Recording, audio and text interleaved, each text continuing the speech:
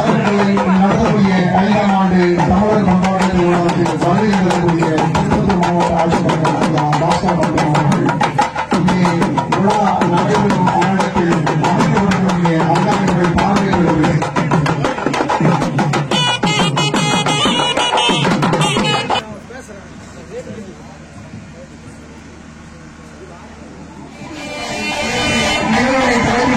மாவட்ட ஆட்சித்தலைவர் ஐயா அவர்களுக்கும் நகரமன்ற தலைவர் அம்மா அவர்களுக்கும் நன்றி.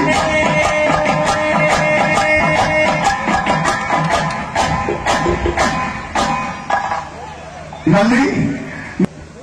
அனைவருக்கும் வணக்கம்.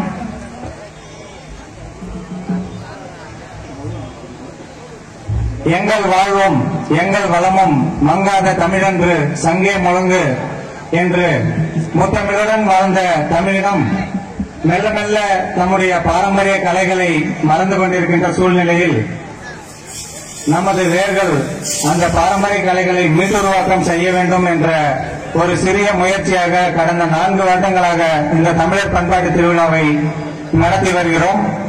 இந்த ஆண்டும் அதே போல சிறப்பாக நடத்த வேண்டும் என்று நாங்கள் முடிவு செய்து நகர்மன்ற தலைவர் அம்மா அவர்களிடமும் மதிப்புக்குரிய சகோதரர் திரு சாரதிகுமார் அவர்களிடமும் பேசிய போது உடனடியாக இந்த மைதானத்துக்கு அனுமதி மற்றும் அனைத்து உதவிகளையும் செய்து கொடுத்தார்கள். அதற்கு நன்றி கூறிக்கொண்டு என்னுடைய வரவேற்புரையை ஆரம்பிக்கிறேன். இந்த தமிழர் பண்பாட்டு திருவிழா ஏன் நடத்துகிறோம் என்றால், கலைகள் என்பது ஒரு பொழுதுபோக்கல்ல. 1000 ஆண்டு தமிழர்களின் வரலாறு கலைகள் வழியாகத்தான் கடத்தப்பட்டது. ஓலைச்சுவடிகளும் கலைகளும் இல்லை என்றால் இன்று தமிழினம் தன்னுடைய வரலாறை மெல்ல மெல்ல இழந்திருக்கும், மறந்திருக்கும் என்பதால் இந்த பாரம்பரிய கலைகளை மக்களிடம் கொண்டு போய் சேர்க்க வேண்டும் என்ற நோக்கத்துடனும், நவீன காலகட்டம் இப்பெல்லாம் ஒரு பாரம்பரிய கலை நிகழ்ச்சி நடக்குதுன்னா பொதுமக்கள் பெரும்பாலும் வரதில்லை. ஏன்னா அவங்களுக்கு டிவி சீரியலும் ஆண்ட்ராய்டு மொபைலுமே ஒரு மிகப்பெரிய பொழுதுபோக்கு சாதனமா மாறிடுச்சு. அப்படின்னும் போது பாரம்பரிய கலைகளுக்கு வரவேற்பு இல்லாத சூழ்நிலையிலும் நான் கத்துக்கிட்ட கலையை விட மாட்டேன் அப்படின்னு சொல்லிட்டு பாரம்பரிய கலைகளை நேசிக்கிற பாரம்பரிய கலைஞர்களை ஊக்குவிக்கிறதற்காகவும் இந்த ஒரு நிகழ்ச்சியை நாங்கள் முன்னெடுத்திருக்கிறோம். இந்த நிகழ்வுக்கு வருகை தந்து தலைமையேற்றி நடத்தி கொண்டிருக்கும் அம்மா உமா சிவாஜி கணேசன் அம்மா அவர்களை வருக வருக என்று வரவேற்கிறோம்.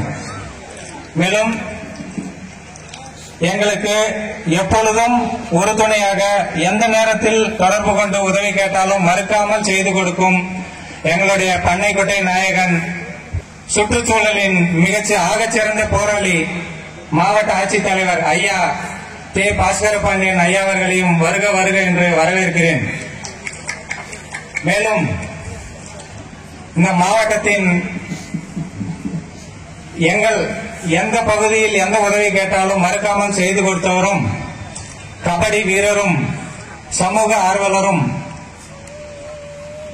முன்னாள் சட்டமன்ற உறுப்பினரும், இந்நாள் திருப்பத்தூர் மாவட்ட சேர்மனும் ஆகிய அண்ணன் NKR சூரியகுமார் அவர்களை வருக வருக என்று அன்புடன் வரவேற்கிறோம். எப்பொழுதும் வேர்களுக்கு உறுதுணையாக நின்று எந்த உதவி கேட்டாலும் நகராட்சி எல்லைக்கு உட்பட்ட பகுதிகள் மட்டுமல்லாமல் வேறு எங்கு கேட்டாலும் உடனடியாக செய்து கொடுக்கும் எங்களுடைய அன்புக்குரிய சகோதரர் VS சாரதிகுமார் அவர்களுக்கும் அவர்களை வருக வருக என்று வரவேற்கிறோம். பெரும்பாலும் ஒருங்கிணைந்த வேலூர் மாவட்டமாக இருந்த பொழுது மாசு கட்டுப்பாட்டு வாரியம் என்றால் பெயரளவிற்குத்தான் செயல்பட்டுக் கொண்டிருந்த சூழலில் மாசு கட்டுப்பாட்டு வாரியத்தை சரியான முறையில் தன்னுடைய அதிகாரங்களை பயன்படுத்தி தன்னுடைய எல்லைக்கு உட்பட்ட பகுதிகளை பசுமையாக்கவும் சிறந்த சுற்றுச்சூழலை உருவாக்கவும் மீண்டும் மஞ்சப்பை திட்டத்தையும் பிளாஸ்டிக் ஒழிப்புக்கான முன்னெடுப்புகளையும் தொடர்ந்து செயல்படுத்தி வரும் எங்கள் மதிப்பிற்குரிய ஐயா டி.வி. கோபாலகிருஷ்ணன் மாவட்ட சுற்றுச்சூழல் பொறியாளர் ஐயா அவர்களை வருக வருக என்று வரவேற்கிறோம். மேலும் இந்த நிகழ்ச்சிக்கு வருகை தந்திருக்கும் மதிப்பிற்குரிய வட்டாட்சியர் எம். மோகன் ஐயா அவர்களையும்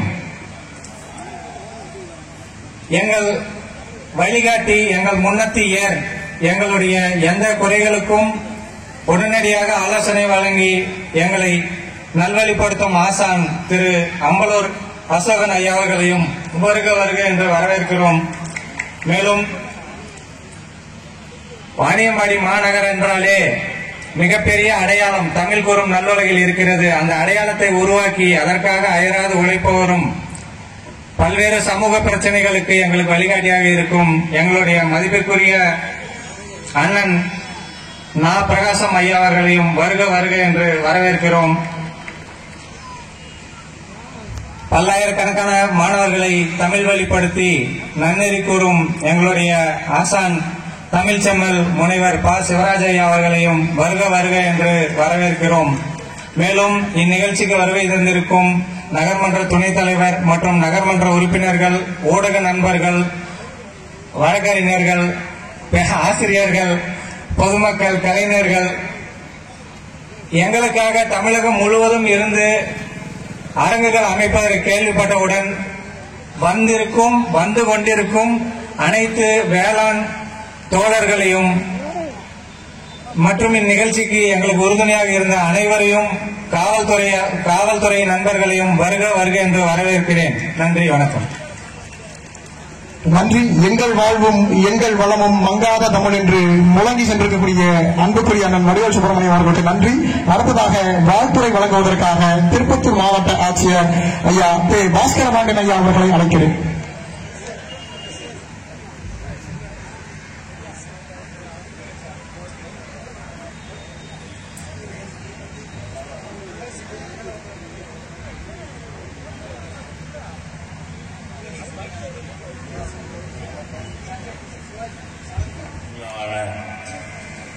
நடைபெற்றுக் கொண்டிருக்கும் விழாவிற்கு சிறப்புரையாற்ற வந்திருக்கும் மாவட்ட ஊராட்சி தலைவர் அண்ணன் என்.கே.ஆர். சூரியகுமார் அவர்களே மற்றும் இவ்விழாவில் தலைமை பற்றியிருக்கும் அம்மா திருமதி உமா சிவாஜி கணேசன் அவர்களே, மேலும் இவ்விழாவில் கலந்து கொண்டுள்ள சிறப்பு விருந்தினர்களே, இறுதியாக நன்றியுரையாற்றிருக்கும் திரு ஆனந்த் குமார் அவர்களே மற்றும் என்னுடைய வந்திருக்கும் நகரமன்ற துணைத் தலைவர்களே, நகரமன்ற உறுப்பினர்களே, இந்த விழாவில் தங்களை பங்கேற்றுக் கொண்டு தொகுத்து வழங்கி கொண்டிருக்கும் வடிவேல் சுப்பிரமணியன் மற்றும் அவருடைய நண்பர்களே, இறுதியாக இவ்விழாவினுடைய கதாநாயகனாக விளங்கிக் கொண்டிருக்கும் மாவட்டத்துடைய ஆட்சித்தலைவர் அன்புகிற ஐயா திரு பாஸ்கர் பாண்டியன் அவர்களே மற்றும் இங்கே அமர்ந்துள்ள பொதுமக்கள் அனைவருக்கும் என்னுடைய அன்பான மாலை நேர வணக்கத்தை தெரிவித்துக் கொள்கிறேன். மிகுந்த ஒரு பண்பாட்டோடு இந்த பண்பாட்டு நிகழ்ச்சியை தொகுத்து வழங்கிக் கொண்டிருக்கிறார் நண்பர் திரு வடிவேல் சுப்பிரமணியன் அவர்கள். இது போன்ற நிகழ்ச்சியெல்லாம் நடத்துறது ஒரு சாதாரண விஷயம் இல்லை. குறிப்பிட்டு சொல்ல போன வாணியம்பாடி ஒரு இலக்கிய மன்றத்துக்கு பேர் போன ஊர். அதுக்கு காரணம் அண்ணன் திரு பிரகாசம் அவர்கள் 30 ஆண்டு காலமாக ஒரு முத்தமிழ் மன்றம் என்ற ஒரு பெரிய ஒரு நிகழ்ச்சியை எந்த ஒரு இடையூறு இல்லாம 30 ஆண்டு காலம் நடத்தி முடித்தாங்க. அதை தொடர்ந்து நம்ம வாணியம்பாடியில் மற்றொரு இலக்கிய விழா நடக்குதுன்னா அது நம்ம வடிவேல் சுப்பிரமணியம் அவருடைய நண்பர்கள் முயற்சியால வேர்கள் அட்டனின் சார்பில் இந்த விழாச்சி 5ஆம் ஆண்டு இந்த அடியை வைத்திருக்காங்க. இந்த விழாவுக்கு சகோதரர் ஆரம்பத்தில் சொல்லும் போது எங்களுக்கு சொன்ன உடனடியே எல்லாம் உதவி செஞ்சு கொடுத்தாருன்னு சொன்னாரு. நான் மட்டும் இல்லை, தமிழகம் எங்கும் தமிழுக்கு முக்கியத்துவம் கொடுக்கும் எந்த ஒரு நிகழ்வாக மாண்புமிகு தமிழ்நாடு முதலமைச்சர் அவர்கள் முக்கியத்துவம் கொடுக்கணும்னு சொல்லியிருக்கிறாரு. அதன் அடிப்படையில் அவருக்கு என்னென்ன தேவைகளோ உடனுக்குடனே நகராட்சி மூலமா செஞ்சு கொடுக்கணும் விருப்பப்பட்டோம். அதே போல இந்த நிகழ்ச்சியை 3 நாள் வச்சிருக்கிறார். 3 நாளும் ஒரு 3 நாள் ஒரு நிகழ்ச்சி நடத்துறது ஒரு சாதாரண ஒரு விஷயம் இல்லை. ஒரு வருடந்தோறும் தொடர்ந்து ஒரு 4 வருடம் முடிஞ்சு 5ஆவது வருடம் இங்க ஒரு சிறப்பு விருந்தினர்கள் கரெக்டா வர வைக்கணும். அதே போல இந்த நிகழ்வுகள் கலந்துக்கிற பண்பாட்டு கலைஞர்களை வர வைக்கணும். பண்பாட்டு கலைஞர்கள்லாம் பெரிய பாடகர்கள், பெரிய கோட்டீஸ்வரர்கள்லாம் கிடையாது. அவங்களாம் மிகுந்த ஏழ்மையானவர்கள். அதாவது இந்த கலையெல்லாம் மறைந்து போற கலையை புதுப்பிக்கும் வகையில நம்ம வாணியம்பாடி நகரத்துல ஒரு வடிவேல் சுப்பிரமணியோட ஒரு முயற்சியில இதெல்லாம் கொண்டு வந்துட்டு இருக்காரு. இது நம்ம ஊரை சார்ந்த அனைத்து மக்களும் இதுக்கு ஒரு பெரிய ஆதரவு கொடுக்கணும். இந்த மாதிரி நிகழ்வுகளை கூப்பிட்டா உடனே கலந்துக்கிட்டு அவங்களுக்கு ஒரு பெருமை சேர்க்கணும். பெருமை சேர்க்கின்ற வகையில் ஆல்ரெடி வடிவேல் சுப்பிரமணியக்கும் நம்மளுக்கு மாவட்ட ஆட்சித்தலைவர்கள் அவருடைய செயல்பாட்டுக்கு அரசு அங்கீகாரம் கொடுக்க வகையில் அவருக்கு சில பரிசுலாம் கொடுத்திருக்கிறார். மாவட்ட அளவில் அவங்களோட உடன் இருக்கிற நண்பர்கள்லாம் நான் ஃபாலோ பண்ணுவேன். அவங்கள என்னென்ன பண்றாங்க, எது பண்றாங்கன்னு எல்லாம் மறைந்த விஷயத்தை தான் புதுப்பிக்க பார்ப்பாங்க. எல்லாம் வயசானவங்க கிடையாது, எல்லாருமே இளைஞர்கள் தான். எல்லாம் அவங்க சொந்த வேலையெல்லாம் விட்டு கூட இது போய் நிறைய சுத்திட்டு இருப்பாங்க போல இருக்குது. ரொம்ப பொருளாதாரியா இதுக்குதான் செலவு பண்றாங்களே தவிர்த்து அவங்க குடும்பத்தை மறந்து கூட இதுல நிறைய நேரம் பயணிக்கிறாங்க. நிறைய பேர் பார்த்திருக்கேன். சினிமாவும் எடுக்கிறாங்க, மரமும் வைக்கிறாங்க, பண்பாட்டு நிகழ்ச்சி நடத்துறாங்க. எல்லாமே தொடர்ந்து பார்த்துட்டு இருக்கேன். இதை கண்டிப்பா ஓகேண்ணா. என்ன நான் அவங்கள ரொம்ப பெருமையா பேசுறேன்னு சொல்லிட்டு என்ன நான் சார்ந்த இயக்கத்தை சார்ந்தவங்க நினைச்சிடாதீங்க. வடிவேல் சுப்பிரமணியம் எங்களுக்கு எதிராக வேட்பாளராக கூட நின்று இருக்கிறார். அவரு கலைக்கு தான் மரியாதை. நான் மற்றபடி உள்ள எந்த ஒரு நோக்கத்தோட அவரை நான் குறிப்பிட்டு பேசல. இது போன்ற செயலை ஈடுபடுத்திக் கொண்டு ரொம்ப ஒரு பெருமையான விஷயத்தை செஞ்சுட்டு இருக்காரு. முதல்ல என்னுடைய வாழ்த்துக்களை தெரிவித்துக் கொண்டு இந்த மேடையில் எனக்கு வாய்ப்பளித்ததுக்கு மிகுந்த நன்றியை தெரிவித்துக் கொள்கிறேன். நன்றி, வணக்கம்.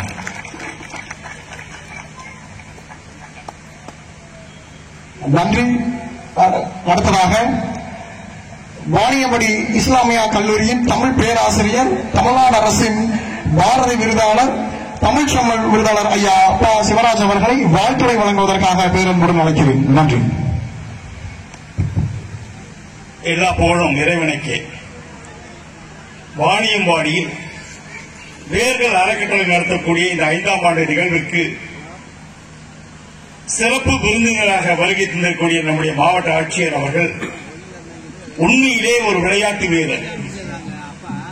எல்லா கிராமிய கலைகளையும் பார்த்து ரசித்து அவர் அந்த விளையாட்டோடவே கலைகளோடவே தொடர்புடைய அத்தகைய அவர்கள் இன்னைக்கு சிறப்பு விருந்தினராக வருகை தந்தது என்பது உண்மையிலே வாணியம்பாடிக்கு மிகப்பெரிய பெருமை. அதே சமயம் இந்த நிகழ்ச்சிக்கு தலைமை தங்கக்கூடிய உமாபாய் சிவாஜி கணேசன் அவர்கள் நகரமன்ற தலைவர். உண்மையிலே யார் முன்வைக்கணும்ன்றது நம்முடைய ஆட்சியுடைய விருதை பெற்ற வடிவேல் சுப்பிரமணியனுக்கு தெரிகிறது. ஏன்னா சுற்றுப்புற சூழலுடைய விருதை பெற்றவர் தான் நம்முடைய வடிவேல் சுப்பிரமணியன். எங்க பார்த்தாலும் மரக்கன்றுகளை நடுவது, எங்க பார்த்தாலும் சுற்றுச்சூழலை பேணுவது. இந்த வகையில் பார்க்கக்கூடிய வடிவேல் சுப்பிரமணியன் அவர்கள் வரவேற்புரை ஆற்றியதோடு மட்டுமல்லாமல் தொடர் நிகழ்வாக 5ஆம் ஆண்டு நிகழ்வுக்கு இந்த தேரை இழுத்துக் கொண்டு வருகிறார் என்று சொன்னால் எனக்கு இந்த தேர் வெள்ளி விழா, பொன் விழா, வைர விழா, 100ஆண்டு விழா காண வேண்டும் என்று இந்த சங்கத்தை நான் வாழ்த்துகிறேன்.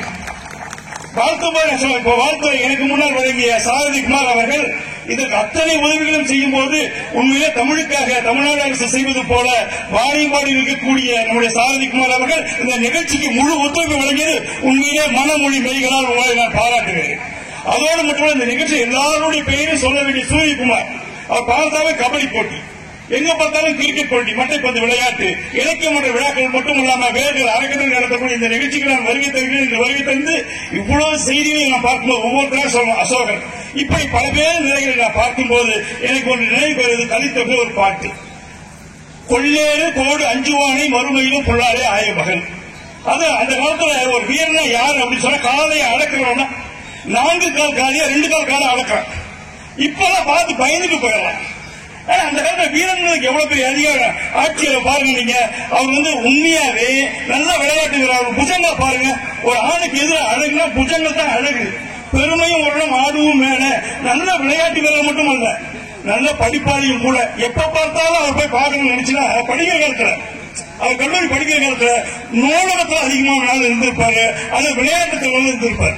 இப்படி வளர்த்து கொண்டுதான் தன்னை உயர்த்தி கொண்டாரே தவிர வேறு வகையில் அல்ல. மக்களோடு இப்போது எத்தனையோ நீங்க ஆட்சியர்கள் நீங்க பார்த்திருக்கலாம்.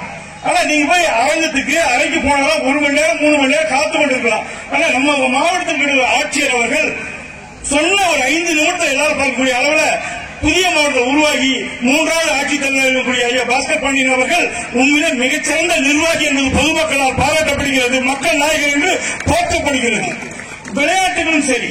அதே போல அங்க பார்த்தா இந்த கண்காட்சி நீங்க நினைச்சு பாருங்க, நம்ம என்ன சாப்பிடுறாங்க.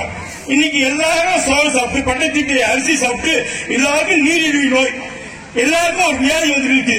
அந்த கண்காட்சியை பார்க்கும்போது கைவினை பொருட்கள், எத்தனை வகையான இயற்கையான உணவு முறைகள், அதோடு மட்டுமல்லாம பல்வேறு கலை நிகழ்ச்சிகளை பார்க்கும்போது இளமோ தலைமை திருப்பத்தூர் ஏறத்தாழ ஒரு 40 நாதஸ்வரம் வச்சிருக்காரு, 40 மேலத்தாளங்கள் வச்சிருக்காரு. அவர் யாராவது கைத்தூக்கி விட்டிருக்காரு அப்படின்னு பார்த்தா இளமோ அவர்கள் தமிழ் வளர்ச்சித்துறை என்று சொன்னாலே மாவட்ட ஆட்சியர் அலுவலகத்தில் உடனே வந்து தட்டி நாதஸ்வரம் இருக்கக்கூடிய வகையில் இளமோவுடைய செயல்பாடுகளை நான் போற்றுகிறேன். இந்த வேர்கள் அணைக்கட்டளை இன்னும் விரிவாக்கம் செய்து எனக்கு தெரிஞ்சு உலக தமிழ்ச்சங்கத்தில் இந்த நிலைப்பாடுகளை எடுத்து மதுரையில் நீங்கள் நடத்த வேண்டும். அதற்கு வாய்ப்பு நம்முடைய மாவட்ட ஆட்சியர் வழங்கினால் மதுரையிலும் சென்னையில் நடைபெறக்கூடிய தமிழ் வளர்ச்சித்துறை நடைபெறக்கூடிய நிகழ்ச்சிகளுக்கு அவர்கள் பங்கேற்று தமிழ்நாடு அரசுடைய விருதை என 3 சவரம், அதோடு மட்டுமல்லாமல் 1 லட்சம் பக்கிரி அந்த விருதை வாணியம்பாடியுடைய கலைஞர்கள் பெற வேண்டும் என்று என்னுடைய பாராட்டுதல்களை தெரிவித்துக் கொள்கின்றேன். இந்த நிகழ்ச்சியை நாம் பார்க்கும்போது எண்ணற்ற மக்களை கூடும்போது ஏதேனும் வாணியம்பாடி ஒரு இலக்கிய நிகழ்ச்சி தடம் பதிக்க வேண்டும், ஒரு முத்திரை பதிக்க வேண்டும் என்று பார்க்கும்போது முன்னைய ஆட்சியர் சிவன் அவர்கள் சொல்லுவார்கள், வாணியம்பாடியில் எத்தனை விழாக்கள் நடந்தாலும் அங்கே இருந்து பார்க்கலாம், பேசலாம், தங்கலாம் என்று முந்தைய ஆட்சியர் முதல் ஆட்சியராக சிவனர் அவர்கள் சொல்லுவார்கள். அந்த வகையில் வாணியம்பாடி ஒருபோதும் எந்த நிகழ்ச்சிக்கும் சோடை போகாது. தொடர்ந்து நிகழ்ச்சிகள் நடத்துவதில் வாணியம்பாடியில் இளைஞர் பெருமக்கள், முதியோர்கள், சிறார்கள் அனைவரும் இலக்கிய நிகழ்ச்சியில் இனி வருகாலத்தில் ஈடுபட்டு 6வது வேர்கள் அரங்கத்தில் நடத்தக்கூடிய இந்த விழாவிற்கு உலகத்தில் இருக்கக்கூடிய அனைத்து மக்களையும் வாட்ஸ்அப் மூலமாகவோ அல்லது கூகுள் மூலமாக இணைத்து அவர்களும் பயன்பட வேண்டும் என்று வாழ்த்தி விடைபெறுகிறேன். நன்றி, வணக்கம். நன்றிங்க ஐயா. என்னுடைய தமிழ் பேராசிரியர் பா சிவராஜ் ஐயா அவர்களுக்கு நன்றி. விழாவின் அடுத்ததாக இயற்கை ஆர்வலர் திரு அம்பலூர் அசோகன் ஐயா அவர்களையும் வாழ்த்துறை வழங்குவதற்காக அழைக்கிறேன்.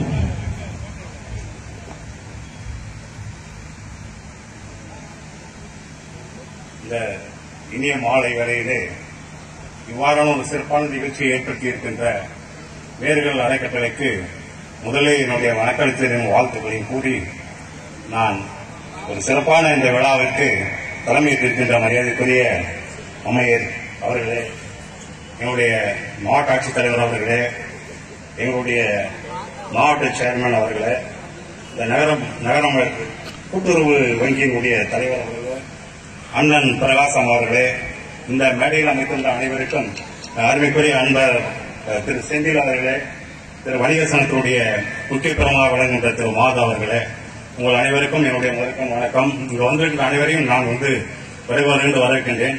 நான் எப்பொழுதுமே வாழ்த்துறை வழங்குவதை விட எனக்கு கிடைத்த மேடையை நான் ஏதாவது என்னுடைய மாவட்டத்திற்கு செய்ய வேண்டும் என்கின்ற ஒரு விஷயத்தில் ஒரு வேண்டுகோள் வைப்பனாவே நான் இப்போது இருக்கிறேன். எனக்கு இன்னைக்கு கிட்ட இருக்கிற பெரிய வரப்பிரசாதம் மரியாதைக்குரிய என்னுடைய மாவட்ட தலைவர் அவர்கள் நாம் வந்திருக்கிறார்கள். இந்த வேளையில ஒரு விஷயத்தை விட வைக்கிறேன். அண்ணா, தாங்கள் பலகாலமாக நீங்கள் உங்களுடைய கட்சியினுடைய தலைமையிட வலியுறுத்துகின்ற ஒரு விஷயம், ஜவ்வாத ராமசமுத்திரம் ஏரியை கரையை உயர்த்தினால் 3 போகம் 3000 ஏக்கரை அந்த இடத்திலே முப்போகம் விளைகின்ற ஒரு நிகழ்ச்சியை தொடங்க முடியும். இரண்டாவதாக, ஒரு மிகச்சிறந்த எவ்வளவு கோடை வந்தாலும் சரி அந்த இடத்துல தண்ணியே வடியாதுங்க. தயவு கூர்ந்து இந்த மாவட்ட ஆட்சித்தலைவரை வைத்துக் கொண்டு நீங்கள் இப்பொழுது சாதிக்கவில்லை என்றால் சத்தியமாக எப்பொழுதும் சாதிக்க முடியாது. எனவே அண்ணன் சூரியகுமார் அவர்கள் எங்களுடைய மாவட்ட ஆட்சித்தலைவரை அந்த இடத்திலே சென்று இந்த மாவட்டத்தினுடைய வளர்ச்சியிலே ஒரு 3000 ஏக்கரை உபோகம் விடுகின்ற ஒரு பூமியாக மாற்றுகின்ற விஷயத்திற்கு அவர் முன்னெடுப்பு செய்ய வேண்டும் என்று எங்கள் மாவட்ட ஆட்சித்தலைவரையும் மாவட்ட குழு தலைவரையும் நான் இந்த நேரத்தில் ஒரு வேண்டுகோள் வைக்கிறேன். இரண்டாவதாக, 50 ஆண்டு காலமாக ஒரு பிரச்சனை. இந்த வீரண்ணமலையிலே 2 கணவாய்கள் மேற்கு நோக்கி செல்கின்றன. ஒன்று கத்தலக்கானா, அடுத்தது மாமரத்த வெண்டான்கள் 2 கணவாய்கள். இவைகள் எல்லாம் மேற்கு நோக்கி சென்று இவங்க பாலாத்தா வருவது பிரச்சனை கிடையாது. ஏற்கனவே வலியுறுத்தியின் பேரில் ஒரு முறை வந்தார்கள், ஒரு ஆய்வு செய்தார்கள். அது பாசிபிலிட்டியும் பீசிபிலிட்டியும் இல்லை என்று சொல்லிவிட்டார்கள். எங்கள் ஆட்சியர் மட்டும் அப்படி இல்லை. நான் இடையிலே ஒரு முறை சென்றேன். இந்த மனுவை பத்திரமா வைத்துக் கொள்ளுங்கள், நேரம் வரும்போது அது உயிர் கொடுக்கிறேன் என்றார்கள். மரியாதைக்குரிய மாவட்ட ஆட்சித்தலைவர் அவர்களே, இந்த பூமி அதிகமான சுற்றுச்சூழல் பாதிக்கப்பட்ட பூமி. வாணியம்பாடி ஆம்பூர் தாலுக்காக்கள். அந்த இணைப்பை மட்டும் நாங்கள் பொதுப்பணித்துறையினுடைய நீரோட ஆத்துறை இருக்கின்ற திட்ட வடிவமைப்பு கோட்டம் மட்டும் உங்களுக்கு ஒரு பிளான் பண்ணி கொடுத்ததாக வனத்துறையே நிறுத்த முடியாது. அந்த RSO என்கின்ற சட்டத்திலே உங்களுக்கு அதிகமான ஒரு மிகப்பெரிய ஒரு விஷயத்தை உங்களுக்கு இருந்த ஒரு பலத்தை வருவாய்த்துறை கொடுத்திருக்கிறது. அந்த 2 கால்வாய்களும் இணைத்து கொடுத்து விட்டால் 15,000 ஏக்கர் 1-2 கிடையாது, ஏறக்குறைய தும்பேரி மலை அடிவாரத்தில் இருந்து அப்படியே ஆம்பூர் வரையில 15,000 ஏக்கர் சுற்றுச்சூழலை மாற்றி விடலாம், முப்போக விளைவிக்கலாம். இந்த பணிவாண்ட வேண்டுதலை நான் உங்களோடத்தில் வைக்கின்றேன். எனக்கு என்னவோ எப்பவுமே அரசு அதிகாரிகள் அடிக்கடிக்கு மாற்றி விடுவார்கள், ஒரு அச்சம் எனக்கு நைட்ல தூக்கம் வரது கிடையாது. தயவுகூர்ந்து அண்ணன் சூரியகுமார் அவர்களை கேட்டுக்கொள்கிறேன். இந்த 2 திட்டங்களையும் நிறைவேற்றுவதற்கு மாவட்ட ஆட்சித்தலைவரை அழைத்து வருவது உங்கள் கடமை எல்லாம் உங்களோட பொறுப்பு என்பதை நான் சுட்டிக்காட்ட விரும்புகிறேன். எனவே எப்படியும் நீங்கள் எங்க பகுதிக்கு ஓட்டு கேட்க வருவீர்கள். நிச்சயமாக நான் உங்கள்கிட்ட இந்த விஷயத்தை மத்தியிலே கேட்பேன். அதற்குள்ளாக நீங்கள் இந்த காரியத்தை தயவு கூர்ந்து சாதித்து தர வேண்டும் என்ற வேறு வேண்டுகோளை வைத்து இந்த அருமையான ஒரு விழாவில் எங்க மாதிரி ஒரு வாய்ப்பை கொடுத்தீர்கள். உண்மையிலே இந்த விழா தமிழர் பண்பாட்டு திருவிழா அல்ல, தமிழர் பண்பாட்டுகள் மறைக்கப்பட்டு அழிக்கப்பட்டுகின்ற அதை மீட்டெடுக்கும் விழா என்ற அர்த்தம் வரை நீங்கள் பேனரை வையுங்கள். நாம் மீட்டெடுக்கின்ற பணியை கடந்த 5 ஆண்டுகள் செய்து கொண்டிருக்கிறோம். எவ்வளவு கஷ்டப்பட்டு நாம் அழைக்கிறோம் என்பதை தெரியவில்லை. பெரும்பாலும் நாம் இதை பொங்கல் நாளிலே வைப்பது, ஆனால் அந்த நாட்களில் நிறைய பிரச்சனை வைக்கிறது என்பதனால இந்த வருஷம் முன்கூட்டியே வைத்து விட்டார். பல திருப்பத்தூர் மாவட்டத்தில் வேர்கள் அறக்கட்டளை கடந்த 4 ஆண்டுகளாக நடத்தி தற்போது 5வது ஆண்டாக தமிழர் பண்பாட்டு திருவிழாவை சிறும் சிறப்புமாக நடத்தி வருகின்றது. வரவேற்புரையில் வரவேற்ற குறிப்பிட்ட அனைவருக்கும், குறிப்பிடாமல் கீழே விட்டிருக்கின்ற அனைவருக்கும் எனது மாலை வணக்கத்தை தெரிவித்துக் கொள்கின்றேன். மொத்தமா சொன்னோம்னா 10 மணி ஆயிரும். அதாவது தமிழர்கள் பண்பாட்டு திருவிழான்றது இன்றைய காலகட்டத்தில் கொண்டாடப்பட வேண்டிய ஒரு திருவிழா என்பது சால பொருந்தும். தமிழன் என்ற ஒரு இனம் உண்டு, தனியே அவருக்கு ஒரு குணம் உண்டு என்றார் நாமக்கல் கணிஞர். ஏன் தமிழர் என்ற இனத்தை சொல்லுகின்ற போது தனியாக ஒரு இனம் உண்டு என்று சொன்னார் என்னால், உலக மொழிகளில் எடுத்துக்கொண்டீர்களே ஆனால் ஒவ்வொரு மொழியிலும் தமிழ் மொழியினுடைய வேர் சொல்கள் கலந்திருக்கும். ஏன் அதில் வேர் சொல்கள் கலந்திருக்கிறது என்றால், தமிழில் பேசுகின்ற அந்த குடியானது உலகின் மூத்த குடியாக தோன்றி ஒரே இடத்தில் வாழ்ந்து இந்த உலக வரைபடத்தில் எடுத்துக்கொண்டால் இப்போது இருக்கிற கண்டங்கள் ஒன்றாக இருந்து பிறகு இந்த டெக்டானிக் பிளேட்டுகள் நகருகின்ற பொழுது அப்படியே அவர்கள் பிரிந்து சென்ற காரணத்தினால் உலக மொழிகளில் எங்கும் தமிழர்களுடைய கூறு இருக்கிறது என்று கூறுகிறார்கள். என்ன அவர்களுடைய தமிழர்களுடைய பண்பாடு? நாகரிகம் என்றால் என்ன, பண்பாடு என்றால் என்ன? நாகரிகம் பண்பாடும் ஒன்றா வெவ்வேறா? நாகரிகம் என்பது புறம் சார்ந்த விஷயங்களை பற்றி பேசுவது, பண்பாடு என்பது அகம் சார்ந்த விஷயங்களை பற்றி பேசுவது. பண்பாட்டை நாம் கண்ணால் பார்க்க முடியாது, நாகரிகத்தை கண்ணால் பார்க்க முடியும். நாம் உடை உடுத்தி இருப்பது பல்வேறு விஷயங்களை வெளிக்கண்ணால் பார்க்கக்கூடியது. பண்பாடு என்பது அகக்கூறு. என்ன அகக்கூறாக இருக்கிறது என்றால், உதாரணமாக நீங்கள் ஒரு விருந்தினரை எடுத்துக் கொள்ளுங்கள். விருந்தினரை நாம் எவ்வாறு வரவேற்கின்றோம், அவர்களுக்கு என்னவெல்லாம் செய்கின்றோம்? விருந்தினர் என்றால் யார்? முதலில் விருந்தினர் என்பவர் நமக்கு தெரிந்தவரே அல்ல. விருந்தினரும் விருந்தோம்பலும் தெரிந்தவருக்கு செய்வது அல்ல. முன்பின் தெரியாத முகமறியாத ஒரு நபருக்குத்தான் நாம் விருந்தினர் என்று அழைக்கின்றோம். அவர்களுக்கு செய்வதுதான் விருந்தோம்பல். நமது உறவினர்களுக்கு செய்வது விருந்தோம்பல் அல்ல. அப்படி என்றால் தமிழர்களுடைய பண்பாடு யார் எவர் என தெரியாத ஒரு நபருக்கே நாம் அவர்களை வரவேற்று விருந்துவோம் என்றால் அத்தகைய பண்பாடு என்ன அழகாக இருக்கும். இலக்கணத்தை எடுத்துக்கொண்டீர்களானால், இலக்கணம் எழுதுவதற்கு முன்பால் இலக்கியம் இருந்திருக்க வேண்டும். இல்லையா? இலக்கியத்திற்கு பிறகுதான் இலக்கணம் வர வேண்டும். இலக்கணம் எழுதுகின்ற பொழுது தமிழர்களுடைய வாழ்வை அகவாழ்வு புறவாழ்வு என்று பிரித்து எழுதுகிறார்கள். தமிழர்களுடைய காதலும் வீரமும் தான் இரண்டு கண்கள். அகவாழ்வு புறவாழ்வு என்று எழுதுகின்ற பொழுது அதற்கு முன்னால் அவர்கள் வாழ்ந்த வாழ்க்கையை தான் எழுதுகிறார்கள். இலக்கணம் வகுக்கின்ற பொழுது திணையாக பிரிக்கிறார்கள். திணை என்றால் ஒழுக்கம், ஒவ்வொரு திணைக்கும் ஒரு ஒழுக்கம். ஐந்திணையாக பிரிக்கின்ற பொழுது ஐந்திணைக்கும் ஒரு ஒழுக்கத்தை வகுத்திருக்கிறார்கள். வாழ்வியல் கூறு ஒவ்வொரு விஷயத்திலும் அது அறிவியலோடு பின்னி பிணைய செய்திருக்கின்றார்கள். அப்படி என்றால் தமிழர்கள் பண்பாடு எத்தகைய சிறப்பு பெற்றது.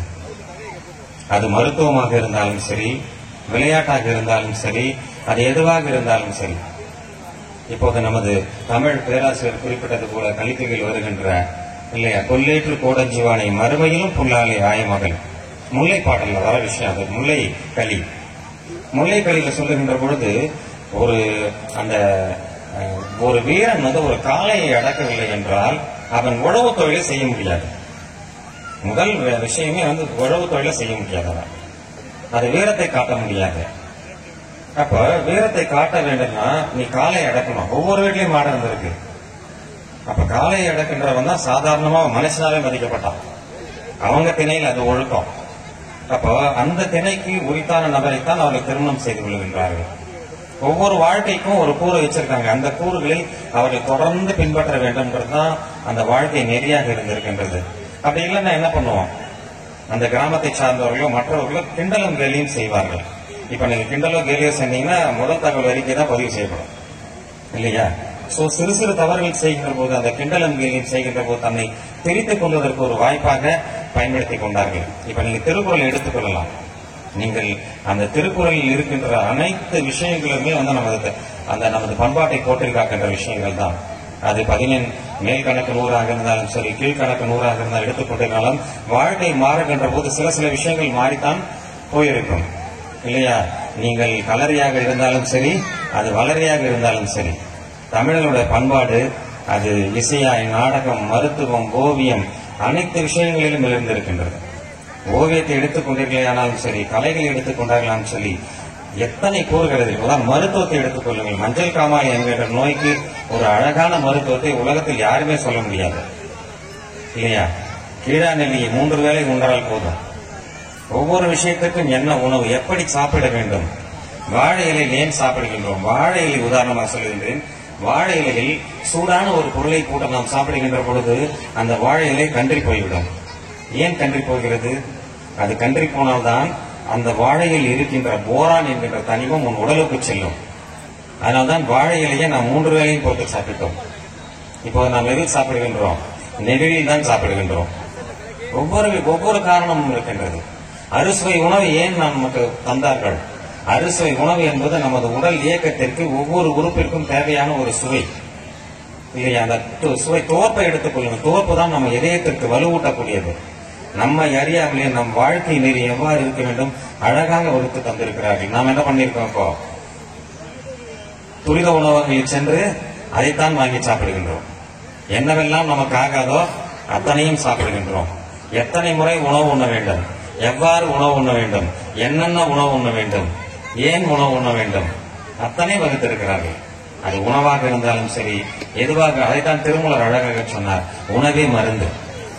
உணவே மருந்து. நீங்க உணவை நம்ம மாத்திட்டோம்னா மருந்து தான் உணவு இல்லையா? அதாவது தமிழில் சொல்லப்பட்ட எல்லா விஷயங்களும், அதாவது தொல்காப்பியர் சொல்லுகின்றார், எல்லா சொல்லும் பொருள் குறித்தனவே. பொருள் இல்லாத ஒரு சொல்லு இங்க இல்லவே இல்லை. பொருள் என்பது மீனிங் மட்டுமே இல்லை, வாழ்க்கையில் அதை பின்பற்றினால்தான் நமது வாழ்க்கையும் மேம்படும். நம்ம தமிழர்கள் பற்றி எழுத வேண்டும் என்றால், சொல்ல வேண்டும் என்றால் சொல்லிக்கொண்டே போய் கொண்டிருக்கலாம். இதைத்தான் நமது திருக்குறளை மொழிபெயர்த்த பல அறிஞர்கள் கூட இங்கேயே நின்று தமிழை பயின்றார்கள். காந்தி அதைத்தான் சொன்னார், தமிழை கற்க வேண்டும் என்ற ஆவலை கொண்டார். அப்ப நமக்கு அந்த உணர்வு இல்லை. திரைக்கடலில் ஓடியும் திரவியம் தேடினாங்க. உலகம் முழுவதும் சென்று வியாபாரம் செய்தார்கள். பல மொழிகளை கற்றுக்கொண்டார்கள் இல்லையா? கடலில் எப்படி பயணிப்பது என்பது உலகுக்கு கற்றுக் கொடுத்த முதல் மனிதர்கள் நாம் தான். சிந்து சமவெளி நாகரிகத்தில் தமிழ் கூறுகள் தான் அதிகமாக இருக்கின்றது இல்ல? எப்படி கப்பலை எப்படி கட்டுவது அப்படின்னு உலக சொன்ன முதல் நாள் நாம தான். கடல் பயணம் எப்படி போவது, ஆமா, இப்பெல்லாம் நம்ம சொல்றோம் இல்லையா, பர்மாவில இருந்து தேக்கு, பர்மாவில இருந்து தேக்க தூக்கிட்டு வந்து நேரம் அங்கிருந்து வந்து ஒரு ரூட்ல வந்து அங்க கொடுத்தாங்க. ஆமைகள் பயணிக்கும் திசையில் பயணம் செய்தார்கள். ஆமை எப்படி நீரோட்ட கடல்ல வந்து காற்று எப்படி ஒரு திசையில் வீசுகின்றதோ அவ்வாறே கடலிலும் ஒரு நீரானது ஒரு இலக்கை நோக்கி ஓடிக்கொண்டிருக்கிறது என்பதை கண்டுபிடித்து, ஆமை எவ்வாறு பயணிக்கிறது என்பதை கண்டுபிடித்து அதன் வழியாக மரங்களை அங்கே இருந்து இங்கு அனுப்பப்பட்டிருக்கின்றார்கள். அதனாலதான் பழங்காலத்து வீடுலாம் பர்மா தேக்கு நம்ம சொல்லிட்டு இருக்கோம். ஆனா இன்னைக்கு இவ்வளவு டிரான்ஸ்போர்ட் இருக்கு, பர்மாவில இருந்து தேக்க வர இல்லையா? இன்னொரு அழகான ஒரே விஷயத்தை சொல்லி முடிக்கின்றேன். காகம் கரையும் என்று சொல்லுகிறார்கள். ஏன் காகம் மட்டும் கரைகிறது, மற்ற எந்த பறவையும் கரையவே இல்லை? ஏன் காகம் கரைகிறது என்று சொல்லுகின்றார்கள் என்றால், இந்த திரைகளோடையும் திரவியம் தேடி என்கின்ற சொன்ன தமிழர்கள் வெவ்வேறு நாடுகளுக்கு பயணிக்க கற்றுக் கொடுத்தார்கள். அகழ்வாய்வு மேற்கொள்கின்ற பொழுது, மேற்கத்திய அகழ்வாய்வு மேற்கொள்கின்ற போது பல்வேறு நாடுகளில் கிடைத்த அந்த அகழ்வாய்வு சின்னங்களில் என்ன தெரிகிறது என்றால், ஒரு மாலுமி ஒரு நபர் கையை நோக்கி உயர்த்தி கொண்டிருக்கின்ற பொழுது ஒரு காகம் அதில் அமர்ந்திருக்கின்றது. அதனால் இந்த காகத்தை என்ன செய்வார்கள் என்றால், பயணிக்கின்ற போது, கடலில் பயணிக்கின்ற போது உடன் அழைத்துச் சென்று கரை வந்துவிட்டதா இல்லையா என்பதை அறிவதற்காக இந்த காகத்தை அனுப்புகிறார்கள். காகம் பயணிக்கும், கரையை அடைந்து விட்டால் அது திரும்பாது. அப்போது கரையில் இருக்கின்ற ஒரு நபருக்கு இவர் விருந்தினன். காகம் கரையும், காகம் கரையை அடையும். கரையை அடைந்தால் நாம் கரைக்கு சென்று விடுவோம், அடையவில்லை என்றால் திரும்ப காகம் வந்துவிடும். இந்த கரையை அடைகின்ற காக்கையால் தான் காகம் கரைந்தால், கரையை அடைந்தால் விருந்தினர்கள் நமது வீட்டுக்கு வருவார்கள். இன்னைக்கு நாம சொல்லிக்கிட்டு இருக்கோம், என்ன சொல்றோம், காகம் கரையுது, யாராவது விருந்தினர் வருவாங்க போல இருக்கின்றோம். அதற்கு காரணம், அந்த கடற்கரையில் இருந்த நபர்கள் இந்த காகம் வந்தால் விருந்தினர் வருவாங்க, கடலுக்கு பயணிச்சு வருவாங்கன்னு சொன்னோம். இது எந்த இலக்கியத்திலும் கிடையாது, எந்த இலக்கியத்திலும் கிடையாது. இலக்கியத்திலே வராத ஒரு பண்பாட்டு கூறு நமது சொல்லாடலில் இருக்கிறது என்றால், எத்தகைய ஒரு பெருமை மிக்க ஒரு பண்பாட்டை பெற்றிருக்கின்ற ஒரு தமிழர்கள் இருந்திருப்பார்கள் என்பதை சற்று எண்ணி பாருங்கள். எனவே இந்த பேர்கள் அறக்கட்டளை தொடர்ந்து அவர்களுடைய பல்வேறு இயல் இசை நாடகமாக இருந்தாலும் சரி, அந்த கூறுகளை இன்றைய பல்வேறு வடிவங்களில், உதாரணத்துக்கு சிலப்பதிகாரத்தை எடுத்துக்கொண்டீர்களானால் பல்வேறு இசைக்கூறுகளில் அதில் சொல்லி இருக்கின்றார்கள். அது புறவை கூத்தாக இருந்தாலும் சரி, எந்த ஒரு கூத்தாக இருந்தாலும் சரி, ஒவ்வொரு கூத்தாக அதில் சொல்லப்பட்டிருக்கின்றது. அத்தகைய கூத்துக்களை நாம் ரசிக்க தவறிவிட்டோம், அவர்களை போற்றுவதற்கு தவறிவிட்டோம். அந்த முத்தமிழ் கலைகளை நாம் நிச்சயமாக போற்றி பாதுகாக்க வேண்டும். பல்வேறு நிகழ்வுகளில் அவர்களை நாம் மேடையேற்ற வேண்டும். அங்கே பயணித்து வருகின்ற அத்தனை கலைஞர்களும் மிகுந்த செல்வந்தர்கள் அல்ல. ஏற்கனவே நமது சிவாஜி அவர்கள் குறிப்பிட்டது போன்று அவர்கள் வறுமையில் உழந்து கொண்டிருக்கின்றார்கள். நாம் என்ன செய்கின்றோம் என்றால், பல்வேறு நிகழ்வுகளுக்கு மாறி அவர்களை தோற்று பிடித்திருக்கின்றோம். மேலை நாடுகளாக இருந்தாலும் சரி, பல்வேறு மாநிலங்கள் அவர்கள் மாநிலத்தின் கூறுகளை அடையாளப்படுத்தி மேம்படுத்துகிறார்கள். நாம் மட்டும்தான் அதை தவறவிட்டுக் கொண்டிருக்கின்றோம். தயவு செய்து அந்த பாரம்பரிய அனைத்து விஷயங்களையும் நீங்கள் போற்றி பாதுகாக்க வேண்டும் என கேட்டுக்கொண்டு வாய்ப்பளித்த அனைவருக்கும் நன்றி கூறி விடைபெறுகிறேன். நன்றி, வணக்கம். விழாவில் வாழ்த்துறை வழங்கிய மாவட்ட ஆட்சித்தலைவர் ஐயா அவர்களுக்கு நன்றி. இந்த விழாவில் பங்கேற்றிருக்கக்கூடிய அனைத்து ஆசான்களுக்கும் வாழ்த்துறை வழங்க நேரம் தர வேண்டும் என்பதுதான் வேர்கள் அறக்கட்டளையின் ஒரு பெருமிதமான ஆசை. ஆனால் ஐயா அவர்கள் சொல்ல இருப்பதால் நேரயின்மை கருதி அடுத்ததாக கலை நிகழ்ச்சிகளை தொடங்க உள்ளோம். ஆகையால் இந்த விழாவில் பங்கேற்று வாழ்த்துறை வழங்கிய அனைத்து சிறப்பு அழைப்பாளர்களுக்கும் ஆசான் பெருமக்களுக்கும் என்னுடைய நன்றிகளை தெரிவிக்கிறேன். நன்றி. விழாவின் அடுத்த நிகழ்ச்சியாக புதுமலர் சிக்காட்ட கலைக்குழுவின் துடுப்பாட்டம் ஆட வருகிறார்கள்.